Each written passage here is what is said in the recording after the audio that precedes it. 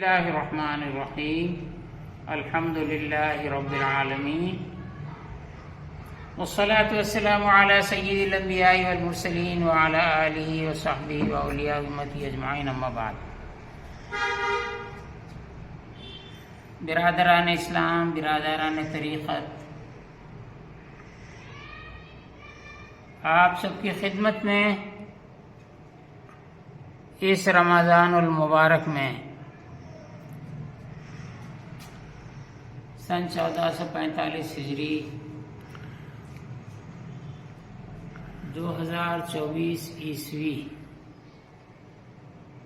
رمضان المبارک کی آج 27 تاریخ ہے. رات میں شب قدر گزری ہے. عرف عام میں جو رہتی ہے 27.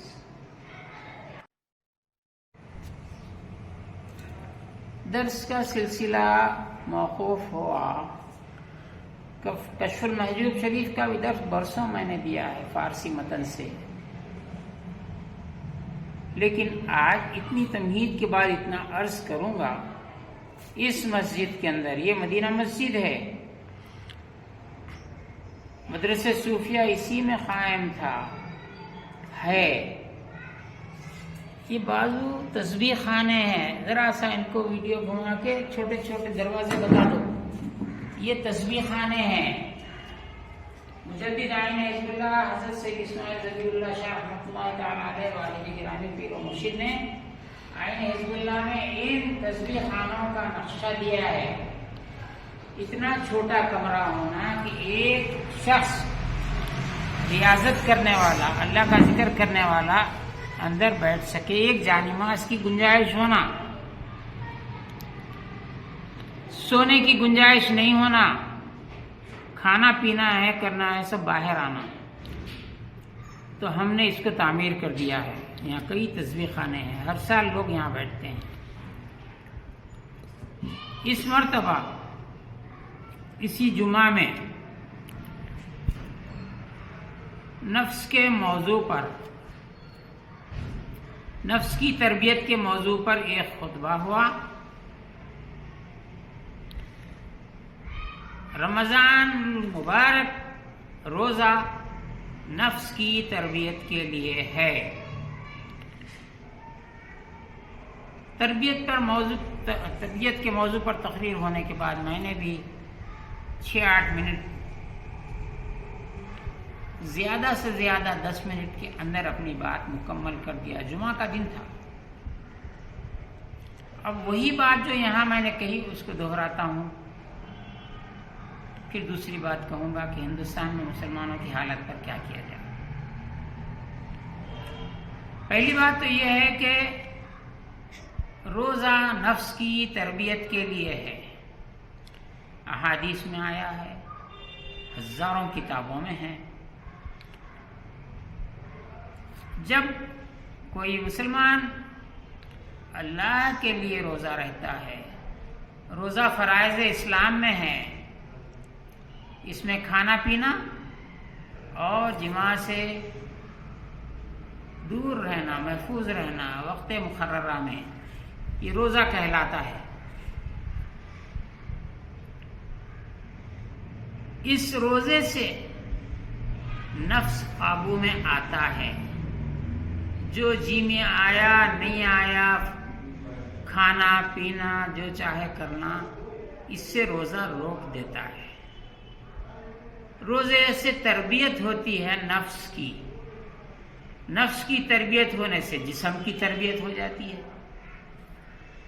اس جسم سے دل بھی وابستہ ہے، نفس بھی وابستہ ہے. آپ نے نفس کو بھوکا مارا، تربیت دل کی ہوئی، تربیت جسم کی ہوئی، جسم کی بیماریاں دور ہوئیں. اب یہاں ایک بات یہ ہے کہ جس نے نفس کو پہچانا اس نے اپنے رب کو پہچانا. نفس کو کیسا پہچاننا؟ ہندوستان میں نہیں، دنیا میں کئی طریقت کے سلسلے ہیں. قادریہ، چشتیہ، نقشبندیہ، سہروردیہ، شاذلیہ اور کبرویہ رضوان اللہ علیہم اجمعین، ان کے ناموں سے سلسلے جاری ہیں. ہزاروں لوگ یہ سوال کرتے ہیں نفس پہچاننا تو کیسا پہچاننا. یہ بہت بڑا موضوع ہے. جسم کی صحت کا علم حاصل کرنے کے لیے ایک خاص تعلیم کی ضرورت ہوتی ہے. پھر جب جا کے آپ انٹرمیڈیٹ کرنے کے بعد میڈیسن میں حصہ لیجئے، 5 سال پڑھیے، 1 سال تربیت کیجئے. اس وقت آپ جسم کی بیماریوں کو پہچان سکیں گے، علاج کا طریقہ. کیا نفس کی تربیت کا کوئی طریقہ، کوئی مدت مقرر ہے؟ کم سے کم مدت تو ہونا، زیادہ سے زیادہ مدت تو ہونا، یہ موجود ہے. لیکن ابتدائی طور پہ پہچاننا کیسا؟ نفس کی تربیت کے سلسلے میں آئین حزب اللہ کتاب بانی جامع صوفیہ مدرسہ صوفیہ عرف عام میں ہے، جامع صوفیہ کتابوں میں ہے جی. مدرسہ صوفیہ کے بانی نے فرمایا کہ میکزیمم مدت 36 سال ہے، منیمم مدت 9 سال ہے. چشتیہ سلسلے میں سب سے کم مدت ہے. لیکن میرے والد گرامی بانی مدرسہ صوفیہ نے خود 23 سال ریاضت کی. حضور غریب نواز کے ساتھ کے پاس برسوں وہاں پر رہے اور ایک معروضہ کرتے رہے کہ یہ تصوف کا، تعلیم کا، تربیت کا وقت کم کیا جائے، ریاضتیں کم کیے جائیں. سال بسال ترمیم بعد ترمیم، یعنی moderation after moderation, alteration after alteration غریب نواز کے پاس پیش کرتے رہے. آخر کار 9 مہینے 10 دن کی ریاضت اور تربیت غریب نواز کے پاس سے منظور ہوئی. یہ بات آئین حزب اللہ میں لکھی ہوئی ہے. والد گرامی فرماتے تھے کہ جس طرح شکم مادر میں بچہ 9 ماہ 10 دن میں بچہ بن کے باہر آتا ہے، مکمل ہو کے تمام شکل و صورت اور جان کے ساتھ آتا ہے، ویسا ہی ہماری تربیت میں، اس مدرسے صوفیہ کی تربیت میں، ان تسبیح خانوں میں اور حسب ضرورت اپنے گھروں میں، اپنے علاقوں میں چند شرائط کے ساتھ محنت کریں تو 9 مہینے 10 دن میں ہماری تربیت میں ولی بن کے نکل جاتا ہے. ماشاءاللہ. اب شروع کہاں سے کریں؟ ریاضت تو آپ آئیے، پریکٹیکل یہاں جاری رہتا ہے. یہ کوئی فلاں مہینے میں ایڈمیشن ہے، فلاں میں کمپلیشن، ایسا نہیں ہے. طالب حق، اللہ کا طلب کرنے والا، دل میں جب اللہ کی طلب اٹھی وہیں سے ایڈمیشن اس کا ہے. تعلیم بھی وہیں سے، تربیت بھی وہیں سے. لیکن ہر چیز کی ایک تھیوری ہوتی ہے، ایک پریکٹیکل ہوتا ہے. لوگوں کے دلوں میں سوالات آتے ہیں، ان کے جوابات دینا، مطمئن کرنا یا سمجھانا. تو اب ہم پہلے سوال کی ابتدا کرتے ہیں، سوال کی اور جواب کی.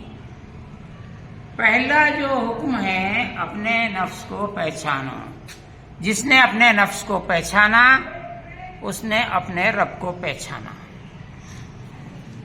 نفس تو نظر آتا نہیں، دل تو نظر آتا نہیں. دل میں خیالات آتے، جذبات آتے، خواہشات پیدا ہوتے، تو وہ تکمیل کرنے جسم آگے بڑھ جاتا. جسم ظاہر ہونے کی وجہ سے وہ دل کی نمائندگی بھی کرتا. جس طرح جسم دل کی نمائندگی کرتا ہے، دل کی خواہشات کی نمائندگی کرتا ہے، اسی طرح جسم نفس کے جذبات کی، خیالات کی طلب کی نمائندگی کرتا ہے. اسی طرح ذہن اور خیال کی نمائندگی بھی جسم کرتا ہے، زبان کے ذریعے، ہاتھ پیر کے ذریعے سے اور اپنے عمل کے ذریعے سے. اگر کوئی قتل و خون میں لگا ہوا ہے تو درندے جانوروں کی صفت کی نمائندگی کرتا ہے، عبادات میں مصروف ہوتا ہے، تو یہ مسلمانوں کا ایسا نفس جو اللہ کی طرف راغب ہو وہ بتلاتا ہے۔ اب بات صرف ایک سوال میں یہ سامنے رکھنا چاہتا ہوں، اس پہ غور کیجئے، یہ سوال آپ کو ہمیشہ ہمیشہ ستاتا رہے گا جواب کی تلاش کے لیے۔ نفس کی پہچان اپنی جگہ ہم نیکسٹ اسٹیپ میں رکھتے ہیں، لیکن ایک بات شروع کر دیتے ہیں۔ انسان کی پیدائش سے لے کر موت تک، خصوصاً بچے کو ابتدائی بچپن میں شعور آنے سے ہی اس بچے کے، جوان کے، بوڑھے کے دل کے اندر کوئی بات کرتا رہتا ہے، اچھی بات کرتا ہے، بری بات کرتا ہے، خیالات بولتے ہیں لوگ، مگر وہ نفس گمگو باتیں ہی کرتا رہتا ہے۔ آپ کھانا کھاؤ، پانی پیو، ضرورت کو جاؤ، وضو کرو، نماز پڑھو، ذکر کرو، تلاوت کرو، وہ اندر سے بات کرتا ہی رہتا ہے۔ تو یہ بات، آپ کے اندر بات کرنے والا کون ہے؟ آپ اس کو پہچانیے۔ میں نام بتا دیتا ہوں، اس پہ بڑے بڑے فلاسفرز نے بھی گفتگو کی ہے، علماء نے بھی لکھا ہے۔ اس نفس کا نام ہے نفس ناطقہ، یعنی بات کرنے والا نفس۔ یہ نفس ناطقہ ایسا ہوتا ہے جب یہ زیادہ باتیں کرنے لگتا ہے تو گاڑیاں چلانے والوں کی گاڑیوں میں ٹکر ہو جاتی ہے،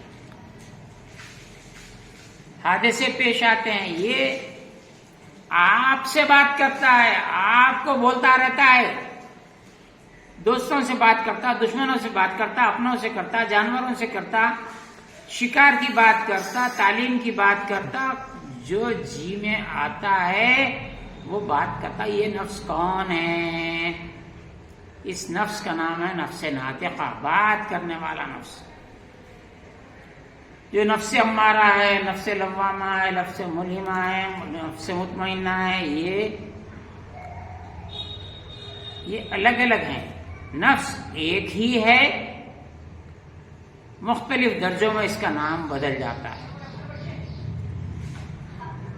جمعہ کے خطبے میں جب میں نے یہ بات کہی تو مجھ سے سوال کرنے والوں نے سوال کیا، یہ باتیں کرتا رہتا ہے، اس کو روکنا کیسا؟ آپ کے کنٹرول میں نہیں ہے تو کیسا روک سکتے؟ آپ اس کے کنٹرول میں چلتے ہیں، اس کو کنٹرول میں لانا۔ میں نے کہا کہ بانی مدرسہ صوفیہ، مجدد مجتہد آئین حزب اللہ سید عثمان ظفر اللہ شاہ رحمۃ اللہ تعالی نے اپنی کتاب آئین حزب اللہ میں ایک چھوٹا سا جملہ لکھا ہے۔ اس راستے کو طے کرنے کے لیے لکھا ہے، اپنے نفس کو دل سے بات کرنے کی اجازت نہ دیں۔ یہ جملہ ایسا گہرا ہے، نہ ہم دل کو جانتے ہیں نہ نفس کو جانتے ہیں، یہ انجان ہم کو کنٹرول کرتا رہتا ہے۔ تو وہ جیسا ہم کو کنٹرول کرتا ہے یا ہم پہ حکم چلاتا ہے، اچھائی کا حکم چلاتا، برائی کا حکم چلاتا، ملامت کراتا، غیبی باتیں سمجھاتا ہے، تو یہ نفس امارہ ہے، برائیوں کا حکم دیتا ہے۔ دوسرا جب درجے میں آتا ہے لوامہ بن جاتا ہے، ملامت کرتا ہے، برائی کرنے کے بعد گناہ اگر سرزد ہو جائے تو ملامت کرتا ہے، تو برا کرا، توبہ کر، استغفار کر، خیرات کر۔ یہ لوامہ ہے، ملامت کرنے والا ہے۔ تیسرا جب درجے میں جاتا ہے تو فَأَلْهَمَهَا فُجُورَهَا وَتَقْوَاهَا، الہام کرنے لگتا ہے، وہ ملہمہ کہتا ہے، اللہ کی طرف کی خبریں دینے لگتا ہے، ملائکہ سے اس کا رابطہ ہو جاتا ہے۔ جب اور آگے بڑھ جائے تو مطمئنہ بڑھ جاتا ہے۔ جب یہ بنتا ہے تو اللہ فرماتا ہے حساب کتاب کے بعد، یا ایتھا النفس المطمئنہ ارجعی الی ربک راضیۃ مرضیہ فادخلی فی عبادی وادخلی جنتی. میں نے پہلے اسٹیج سے آخر تک بات کر دی ہے. آپ پہلے یہ ڈھونڈ کے لے کر آئیے. بڑے بڑے پہلے لوگ، میں ابتدائی زمانہ تھا، والد گرامی کے انتقال کے بعد کئی سلسلوں کے لوگ آتے تھے، نئی نئی سے سوال کرتے تھے، اس کا کیا جواب ہے، اس کا کیا جواب ہے، بولو نہیں معلوم، ارے بھائی میرے کو نہیں معلوم، تو مرید ہو جاؤ ہمارا پیر بتاتا. ایسا لوگوں کے پاس لاکھوں مرید ہو گئے، بڑھا لیے، لیکن جواب کچھ بھی نہیں ملتا. جواب انڈا رہتا، زیرو رہتا. اب میں بول رہا ہوں ایسا پوچھنے والوں کو پوچھو.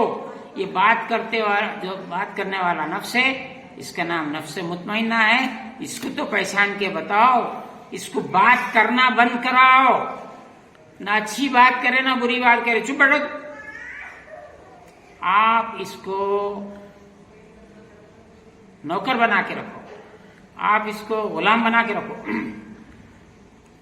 اس پر آپ اپنا حکم چلاؤ. جیسا کہ بانی مدرسہ صوفیہ نے فرمایا، اپنے نفس کو دل سے بات کرنے مت دو. یہ آئیے میں طریقہ بتاتا ہوں، عملی بتاتا ہوں، زبانی نہیں بتاتا. میں بہت لوگوں کو ہر چیز ایسا زبانی بولنا تقریر میں بولتے رہا تو ہماری باتیں لے کے دکانہ بہت کھل گئے. تصوف میں اتنی باتیں کہی گئی ہیں کہ گمراہ فرقے جیسے فرقہ وہابیہ خصوصاً ہندوستان میں الگ الگ ناموں سے ہے، خصوصاً دیوبندی فرقہ، یہ وہابی ہے، دیوبندی کوئی چیز نہیں ہے. انہوں نے تصوف پر بہت کتابیں لکھی اور یہ خود اب اس وقت پیری مریدی شروع کر دیے، ہزاروں لاکھوں مسلمانوں کو گمراہ کر دیے. میں اس لیے مائک پہ بولنا چھوڑ دیا. بزرگوں کا طریقہ، میرے پاس آؤ، زانو ادب طے کرو، دست بیعت کے ساتھ شریک ہو جاؤ، تو یہ رموز ہم سمجھائیں گے، بتلائیں گے، راستہ چلائیں گے. اللہ کا شکر ہے کہ اب یہ مدرسہ صوفیہ کے لیے یہاں پر سب چیزیں تیار ہو چکی ہیں. یہ مسجد پہلے کویلو کی تھی. کویلو بولے تو وہ مٹی کے کویلو آتی تھی، سفال پوش بولتے تھے فارسی میں. اس کے بعد ٹین کی بنی، ٹین کے بعد ابھی دو طبقے میں نے بنا دیے ہیں. اور یہاں پر تسبیح خانے ظاہر میں بھی بنا دیے ہیں، سامنے پیر و مرشد جو بنائے تھے زمین کے اندر وہ بھی پیچھے بنا دیے. تربیت جاری ہے. اور 2 سال پہلے 2 آدمی ایسے تیار ہوئے ہمارے پاس جو صرف کلمات الہی سے کینسر کا علاج کر دیتے ہیں. پانی، دوا، کھانا، دم سب بعد میں، پھر بھی تشفی کے واسطے کچھ نہ کچھ پانی ہی پہ دم کر کے دے دیتے ہیں تاکہ بیمار کو تشفی تو ہو جائے. سر پہ ہاتھ رکھ کے بھی دم نہیں کرتے، مگر کینسر جیسا مریض اچھا ہو جاتا. لا علاج جتنے بیماریاں ہیں اس سے شفا ہوتی. 2 سال پہلے 2 آدمی تھے.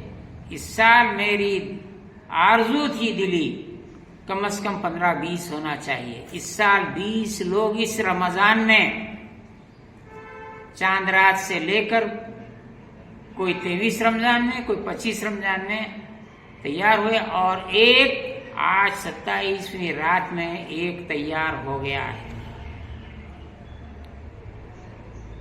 میری آرزو ہے کہ ہندوستان کے بڑے بڑے شہروں میں ہمارا ایک نمائندہ، یعنی وہیں کا رہنے والا، ہم سے سیکھ لے، خدمت خلق انجام دے. کینسر کا مسلمانوں کا علاج کرتے، ارے کافر رہنے دو، مشرک رہنے دو، یہودی رہنے دو، نصرانی رہنے دو، انسان ہے، کر دو علاج.